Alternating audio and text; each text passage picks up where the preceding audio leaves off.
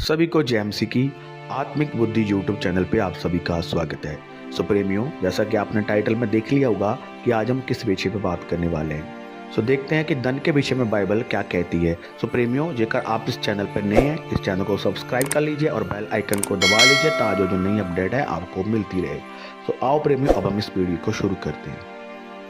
सो प्रेमियों, बहुत सारे जो भाई बहन हैं वो अपने जीवन में जो पैसा होता है उसको जो है ज़्यादा अहमियत देता है, लेकिन उनके जीवन में जो परमेश्वर की जो वैल्यू होती है वो पैसे से कम होती है। सो प्रेमियों, मैं आपको बताना चाहता हूँ कि जो परमेश्वर है वो हमारे लिए पहले स्थान पर होना चाहिए, लेकिन जब हम पैसों को पहले नंबर पे कर देते हैं और परमेश्वर को दूसरे नंबर पे कर देते हैं तो बाइबल ये कहती है, परमेश्वर को ये बात जो है वो बुरी लगती है, क्योंकि परमेश्वर का जो स्थान है वो प्रथम स्थान है, वो पहला स्थान जो है वो परमेश्वर का है।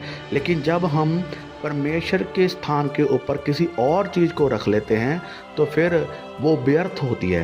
तो प्रेमियों, मैं आपको बताना चाहता हूँ कि धन कमाना बुरी बात नहीं है, लेकिन धन का लालच करना और उसी में पड़े रहना वह गलत बात है। होता है जैसा कि सब उपदेशक 5 उसकी 12 आयत में लिखा है, परिश्रम करने वाले चाहे थोड़ा खाएं या बहुत, तब भी उसकी नींद सुखदाई होती है, परंतु धनी का धन बढ़ने के कारण उसको नींद नहीं आती। सो प्रेमियों, जैसा कि आपने बच्चे ने पढ़ा कि जब धन बढ़ता है तो जो धनी होता है उसको फिर रात को नींद नहीं आती। उसका जो मन है फिर वो ही सोचता रहता है कि जो मेरे पास पैसा है कहीं वो पैसा चोरी ना हो जाए। जहाँ जैसा कि बाइबल कहती है कि जहाँ तेरा धन वहाँ ही तेरा मन होगा। सो उसी प्रकार जो आदमी का जो मन है वो उसी की ओर लगा रहता है। हालेलुया। तो फिर उसको रात भर जो है वो नींद नहीं आती, वह सोचता ही रहता है। लेकिन बाइबल लिखा है कि परिश्रम करने वाली की जो नींद होती है वो मीठी होती है, वो सुखदाई होती है। सो प्रेमियों, जैसा जैसा हमारे जीवन में धन जो है वो बढ़ता रहता है, हमारा जो विश्वास है वो परमेश्वर से कम होता जाता है और धन के ऊपर हमारा विश्वास जो है वो बढ़ता जाता है। हमें लगता है कि जब हमारे जीवन में कोई मुसीबत आती है, परेशानी आती है, हमें ये लगता है कि हम उसको पैसों से सॉल्व कर लेंगे। लेकिन प्रेमियों, मैं आपको बताना चाहता हूँ हर एक प्रॉब्लम जो है वो पैसों से सॉल्व नहीं होती, क्योंकि जो परमेश्वर है वो सब कुछ करने की ताकत रखता है। जेकर परमेश्वर ही ना करे तो जो धन है वो हमें वो कुछ सब कुछ नहीं दे सकता जो परमेश्वर के पास है। हालेलुया। सो प्रेमियों, जैसा कि सब उपदेशक 2 उसकी 4 से हम 11 तक पढ़ सकते हैं। सो प्रेमियों, वहाँ पर लिखा है कि मैंने बड़े बड़े काम किए, मैंने अपने लिए घर बना लिए, मैंने अपने लिए दाख की बारियाँ लगाई, मैंने अपने लिए बगीचे बना लिए, अपने लिए जो मन में आया वह किया। तो आप उस वचन को पूरा पढ़ सकते हैं। तो मैं आपको बताना चाहता हूँ कि वहाँ पर लिखा है, उपदेशक जी कहता है कि मैंने अपने लिए घर बना लिया, मैंने अपने लिए नौकर चाकर रख लिए, मैंने अपने लिए सब कुछ किया जो मेरे मन को अच्छा लगता था। मैंने घर बनाया, घर के अंदर बगीचे लगाए, घर के अंदर पूरे महंगे महंगे जो है वस्तुएं रखी, जो उन्हें सब कुछ अपने घर में लगाया। और लास्ट में लिखा है कि जब मैंने ये सब कुछ किया तो फिर मैंने देखा कि ये सब कुछ क्या है, ये व्यर्थ है। क्यों व्यर्थ है? जैसा कि सब उपदेशक 2 उसकी 18 में लिखा है कि मैंने अपने सारे परिश्रम से प्रतिफल से जिसे मैंने धरती पर किया था घृणा की, क्योंकि अवश्य है कि मैं उसका फल उस मनुष्य के लिए छोड़ जाऊंगा जो मेरे बाद आने वाला है। सो प्रेमियों, उपदेशक क्या कहता है कि जब मैंने ये सोचा कि जो सब कुछ मैंने बना लिया है, जो घर बार बगीचे बाग में बना रहा हूँ, ये मैं किसी और के लिए छोड़ जाऊंगा, क्योंकि ये सब कुछ हाथ तो नहीं जाएगा, क्योंकि मनुष्य जो है वो नंगा ही आया था और वो नंगा ही चले जाएगा। जैसा वो धरती पे आया था और वैसा ही वो चला जाएगा। सब जब वो मिट्टी से बना था और मिट्टी में जाके मिल जाएगा, उसी तरह से घर को आपने पूरी मेहनत से बनाया, जिस घर को आपने एक एक चीज़ को बड़ी मेहनत से लगाया, कोई ऐसा आएगा जिसने उसके ऊपर मेहनत भी नहीं की, वो आपसे अधिक धनी होगा, वो पैसे देगा और वो घर खरीद लेगा और उसके ऊपर कोई दूसरा आदमी रहेगा। हालेलुया। जैसा कि सब उपदेशक 6 उसकी 1 से 2 आयत में लिखा है कि एक बुराई जो मैंने धरती पर देखी है वह मनुष्य को बहुत भारी लगती है। किसी मनुष्य को परमेश्वर धन संपत्ति और प्रतिष्ठा यहाँ तक देता है कि जो कुछ उसका मन चाहता है उससे उसकी कुछ भी गति नहीं होती, तो भी परमेश्वर उसको उसमें से खाने नहीं देता, कोई दूसरा ही उसे खाता है। प्रेमियों, जैसा कि हमने वचन में पढ़ा कि परमेश्वर जो है वो धन संपत्ति वो सब कुछ देता है। अब उस धन संपत्ति से हम क्या खाएंगे और क्या नहीं खाएंगे इसे परमेश्वर डिसाइड करता है। जो हम नहीं डिसाइड करते कि मेरे पास इतना पैसा है, जहाँ हम इस पैसे से क्या करेंगे, जहाँ मैं इस पैसे से ये बनाऊंगा, जहाँ मैं जिस पैसे से ये बिजनेस खड़ा कर दूंगा।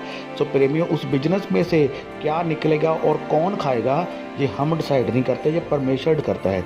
सो इसलिए जो भी हमारे पास होता है उससे हमें परमेश्वर की महिमा करनी चाहिए और परमेश्वर का शुक्रिया करना चाहिए कि जो कुछ हमें परमेश्वर दे रहा है वो सब कुछ उसकी बदौलत है।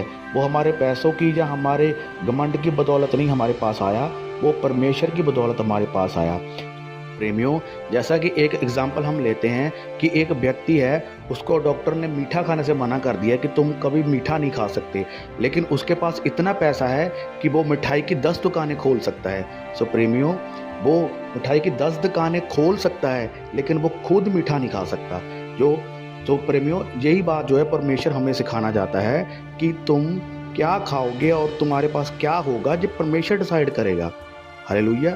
सो इसलिए हमारे पास जो भी है, चाहे वो थोड़ा है चाहे वो ज़्यादा है, हमें परमेश्वर की महिमा करनी चाहिए और उन पैसों से परमेश्वर के कामों को बढ़ाना चाहिए, ताकि जो परमेश्वर का जो है वो काम और ज़्यादा बढ़े और परमेश्वर की महिमा हो।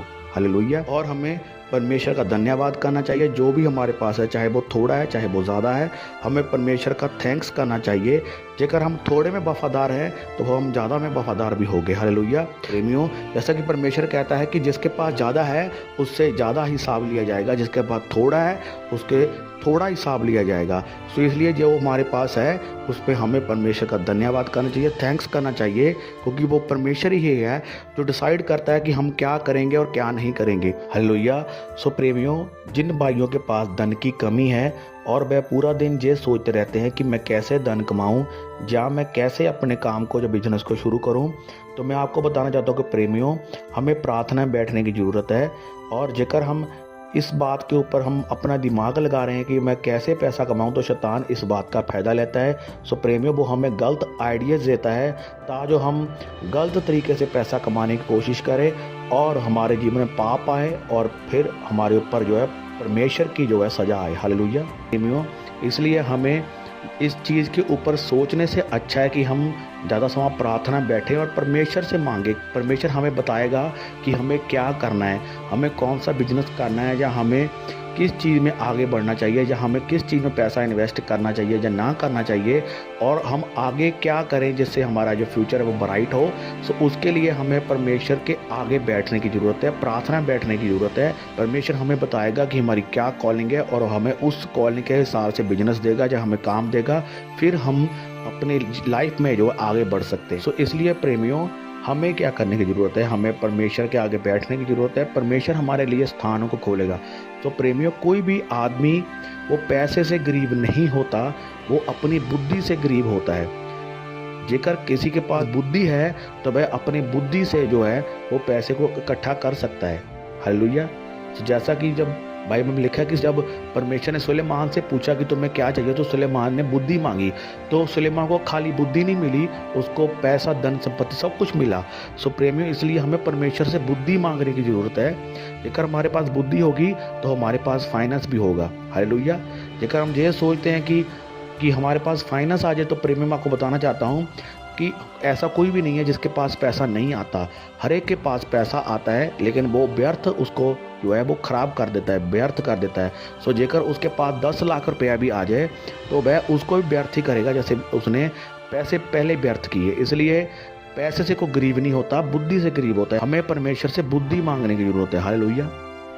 सो प्रेमियों, जेकर आज हम वायदा करते हैं परमेश्वर के साथ कि परमेश्वर हम किसी भी चीज़ का लालच नहीं करेंगे और परमेश्वर हमारे पास जो भी है हम उसी से आपको धन्यवाद देंगे और आपका थैंक्स करेंगे, और जो हमसे गलतियां होगी है उसके लिए हम माफ़ी मांगते हैं। जेकर हम आज पश्चाताप करते हैं, जो हमसे गलतियां होगी है उसके लिए जेकर हम माफ़ी मांगते हैं और हम ये वायदा करते हैं कि परमेश्वर द्वारा हम ये गलती नहीं करेंगे, तो प्रेमियों, आज मैं आपको बताना चाहता हूँ कि परमेश्वर आज आपको ऊंचा करेंगे और आज आप अपने बिजनेस में और अपनी लाइफ में और ज़्यादा सक्सेस को देखेंगे। सो प्रेमियों, आओ आज हम प्रार्थना करेंगे उन भाई बहनों के लिए जो अपना काम या जो अपना घर या जो अपना बिजनेस जो है शुरू करना चाहते हैं। आज हम उनके लिए ही प्रार्थना करेंगे ताकि परमेश्वर उनके जीवन में बड़े काम करे और गवाहियों के साथ वापस आएँ। हालेलुया। सो आओ प्रेमियों, अब हम अपनी आंखों को बंद करेंगे, अपने हाथों को उठाएंगे स्वर्ग की ओर, प्रार्थना करेंगे। शक्तिमान परमेश्वर, बाप, बेटा और पवित्र आत्मा, हम आपका धन्यवाद करते हैं, थैंक्स करते हैं मेरे परमेश्वर। और जिन भाई बहनों ने आज ये वायदा किया है कि वह किसी भी चीज़ का लालच नहीं करेंगे और वह फिर आपको धन्यवाद देंगे, जो भी उनके पास है वो उन्हीं से वो आपको थैंक्स करेंगे और धन्यवाद करेंगे। परमेश्वर आज पिता उनके लिए मेरे पिता स्वर्ग को खोल दे पिता, वो आज अपनी लाइफ में पिता सक्सेस को देखें पिता यीशु, जैसा कि आपके वचन में लिखा है, व्यवस्था विवरण 8 उसकी 18 में लिखा है, परंतु तू अपने परमेश्वर यहोवा को स्मरण रखना, क्योंकि वही है जो तुझे संपत्ति प्राप्त करने की सामर्थ्य इसलिए देता है कि जो वाचा उसने तेरे पूर्वजों से शब्द खाकर बांधी थी उसको पूरा करे, जैसा आज प्रगट है। जैसा आपके वचन में लिखा है मेरे प्रभु, अपने वचन के अनुसार मेरे पिता, आपका वचन ये कहता है कि आप ही है जो पिता धन कमाने की जो सामर्थ देते हैं मेरे पिता। खुदा आज इन भाई इन बहनों को परमेश्वर धन कमाने की मेरे पिता, आज पिता इनको धन कमाने की सामर्थ देना, ताकत देना पिता, इनके हाथों को बरकत देना और पिता बहुत जल्द मेरे परमेश्वर जिस भी गति में जिस भी कमी में है मेरे पिता उनमें से ये बाहर निकले और खुदावन ये तुम्हारे ही नाम को महिमा दे पिता। मैं आपका थैंक्स करता हूँ, मेरे विश्वास है आपका वचन में लिखा है कि जो कुछ तुम मेरे नाम से मांगेगा वो हो जाएगा पिता। यीशु के नाम से मैं ये सारी प्रार्थना को मांग लेता है, आमीन। सो प्रेमी, इस वीडियो को ज़्यादा से ज़्यादा लाइक करना और ज़्यादा से ज़्यादा शेयर करना ताकि जो परमेश्वर का जो सुसमाचार है वो और ज़्यादा बढ़े। हालेलुया। सभी को जय मसीह की।